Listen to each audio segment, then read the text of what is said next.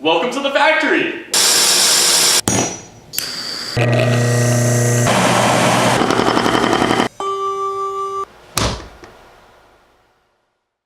Derek and Brian here with another episode of The Factory. We get lots of calls from people who want to know everything they need to know in order to get a handbell group started. Everything from tables to mallets to music to gloves, everything can be a little bit overwhelming. Here's a quick guide to everything you need to know to get started.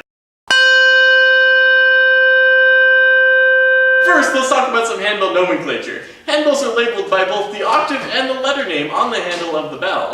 C5 on a handbell relates to middle C on a grand staff. All the rest of the handbells are labeled in numeric order around C5. Here at Schulmerich, we make 7 octaves of handbells starting from C2 to C9. The first octave starts from C5 to C6, and the rest of the octaves expand outwards from that.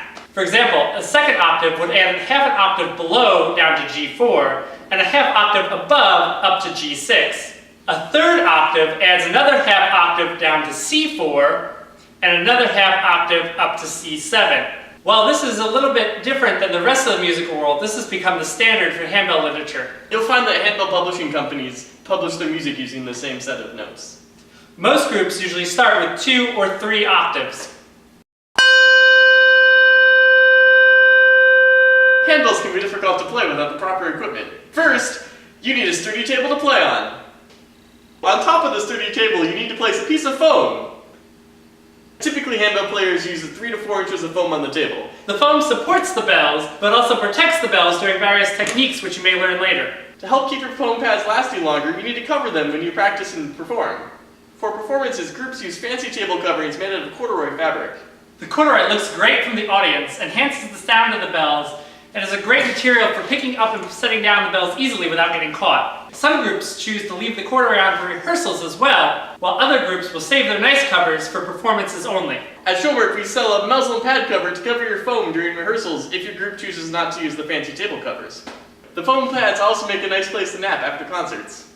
There are also several other pieces of equipment that have been adapted for handbell use. Many groups use a 3-ring binder with a split back that stands up to hold their music. And for those who have a hard time seeing, some groups also choose to put their binders up on risers. Mallets are also specially designed to sound best on handbells. Mallets are labeled with the range of bells that they sound best on. And finally, there are gloves that the ringers can wear. There's a heated debate in the handbell world whether or not to wear gloves while you perform. So as not to side with the pro glove or con glove group, we will leave that conversation up to you. Go ahead and leave your glove or anti-glove comments in the box below. Maybe we'll do a whole video on that eventually. As always, let us know what you thought about today's show. You can email us at the emails below or tweet us at Schulmerich Bell. Also, be sure to subscribe to our YouTube page down below and like us on Facebook for more updates. Welcome to the handbell world and happy ringing. Oh wait, hold on. That's really not very dramatic.